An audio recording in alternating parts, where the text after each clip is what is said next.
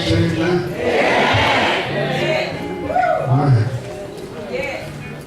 Certainly, perhaps, well, that pulpits all over this country, they will stand and make an attempt to encourage the people of God that regardless of what happens in this life, in this world, God has not forgotten. Yeah. We knew of what happened last week in Oklahoma, those innocent lives that were lost. They were children. Then the people who lived right in the area, they were spared. They are facing guilt that some people don't have anything, and we still have what we always had. And then, I'm in Washington State. People were just traveling the bridge. The bridge collapsed. I believe it was somewhere in Missouri where trains collided. Tragedy was sad. Injuries perhaps not lost of lives. And then I heard just a moment ago, one of the members of our trustee ministry stood in this place and says that she only had her husband for a few days. And God called him home. And you know it's important as a preacher and an announcer of good news that every now and then I have to say a word to let people know, people of faith know, that there are times when bad things happen to good people. Yes. But yet I must stand firm. That's it. Never allow situations in this life to shake your faith in God. And then I want to show you, when God takes us through, He really has a plan for our lives.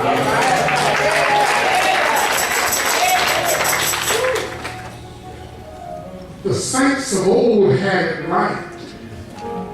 You may not understand it now, but you'll understand it better. And so I read the story, and I've been preaching this story for over 30 years. It's found in the book of Job. I've been wrestling with this verse, and after 32 years, God showed me a phrase or a clause that I'm going to deal with briefly. In that second chapter, that 10th verse in Job. Job chapter 2, verse 2. But he said unto her, Thou speakest as one of the foolish women speaking. What? Shall we receive good at the hand of God, and shall we not receive evil? In all this, did not Job sin with his lips? That's that phrase, that clause that I'm wrestling with. In all this, in all this, in all this, did not Job sin with his lips? Again, there are times when bad things happen to good people. And I think this is a prime example of what something bad has happened to a good man. You heard the story all of your life that the book of Job is perhaps the oldest book of the Bible. All right. Oldest book because when you read it, there is no mention of Moses. There's no mention of the Ten Commandments. All right now. There's no mention of the various covenants that talked about in the book of Genesis, which suggests that the book of Job was written perhaps 1,800 years before the birth of Christ.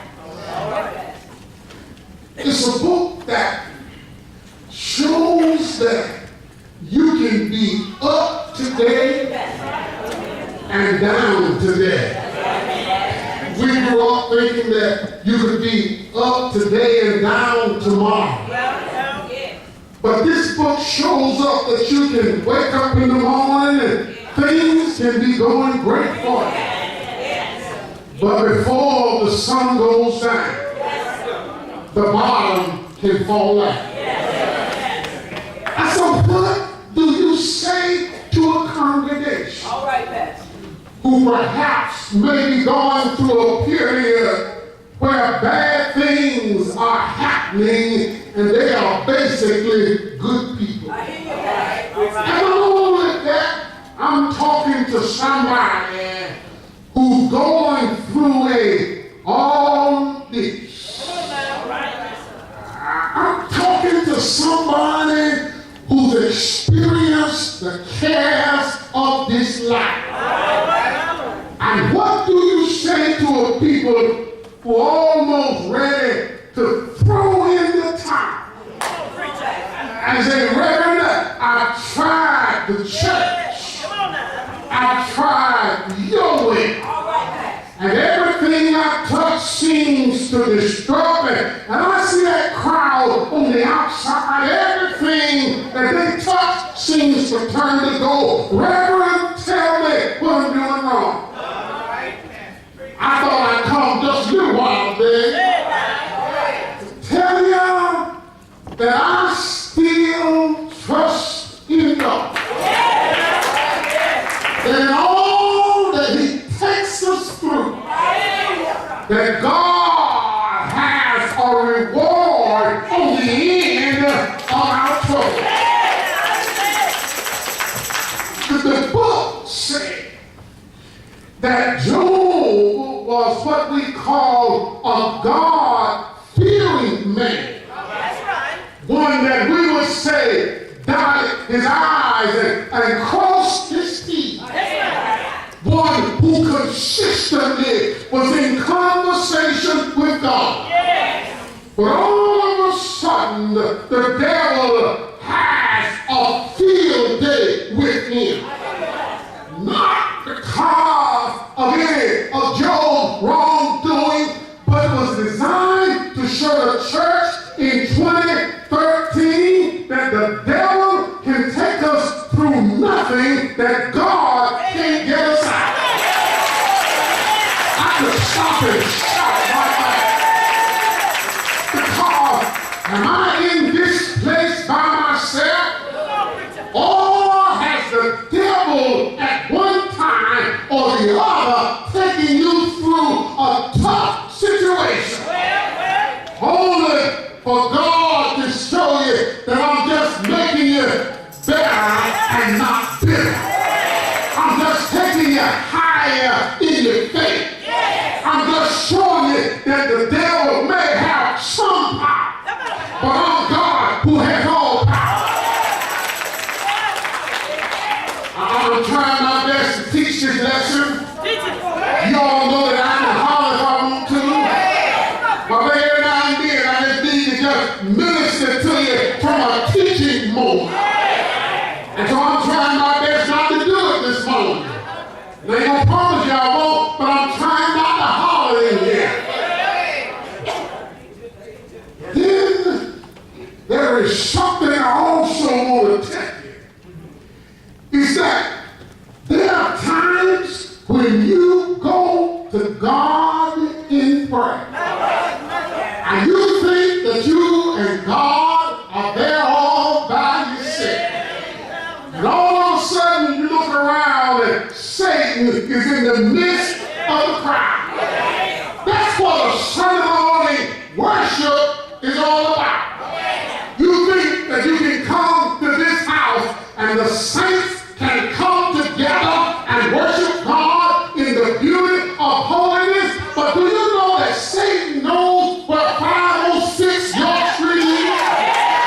Do you know that he somehow knows that service opens up at 9:45? Do you know that he doesn't only meet us here, but he meets us here?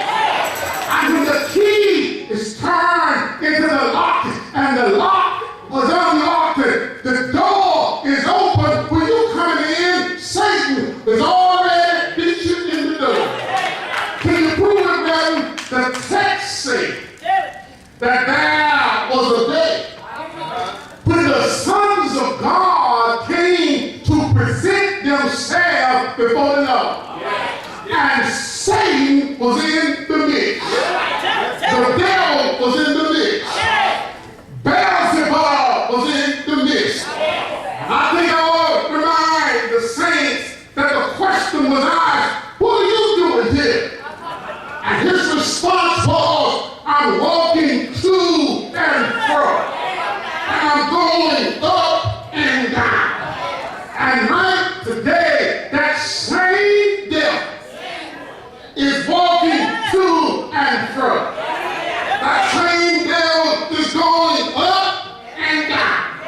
And his attempt is to shatter our faith in God. Every time we go through a trial and a tribulation, he goes up and down. He shows up to and fro. Every time you get down, the devil shows up walking to and fro, going up and down. Every time you hit a bump in the road, the devil shows up going to and fro, going up and down. Every time you fall in a financial crisis, the devil goes up and down, to and fro. And the text says that the Lord looked at him and says, have you considered my servant Job? This is when the shout really should come in for the saints. Because if you're not strong in your faith, God will not take you through the trials of this life. But if God knows that you can handle it, if God knows that you're strong in your faith, if God can call you a servant, count yourself blessed that you're living close enough to God that he can trust you with the trials of this life. But I'm so happy to report to you that when bad things happen to good people, God is showing you that I know how to increase your faith.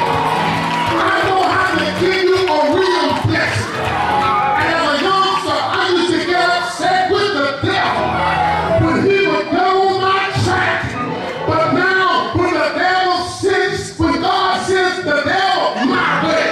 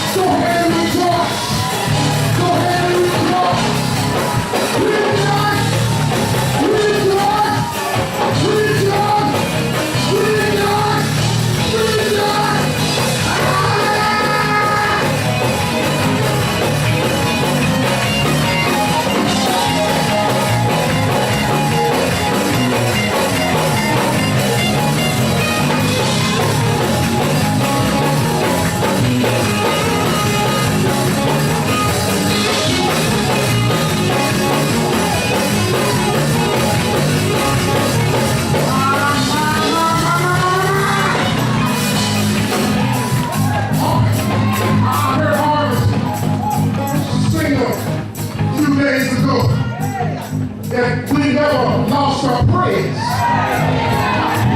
They may take my furniture, but I lost my praise. They may back up and get my car, but I never lost my praise. And my money may be funny and my change may be strange, but I never lost my praise. Sometimes I don't feel good in my body, but I got a praise on my lips because you said that when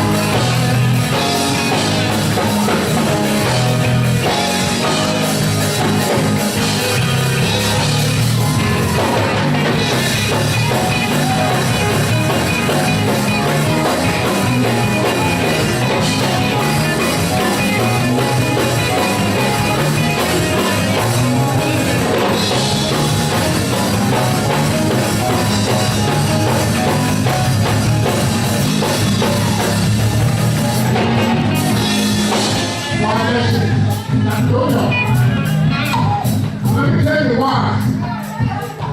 This is a good time to lift him up. Because you remember I've been talking about Job.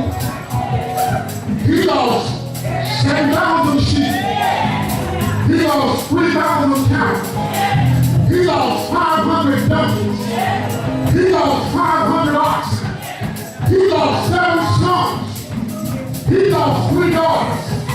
And then in chapter 2, it said he suffered from depression. He suffered from anguish.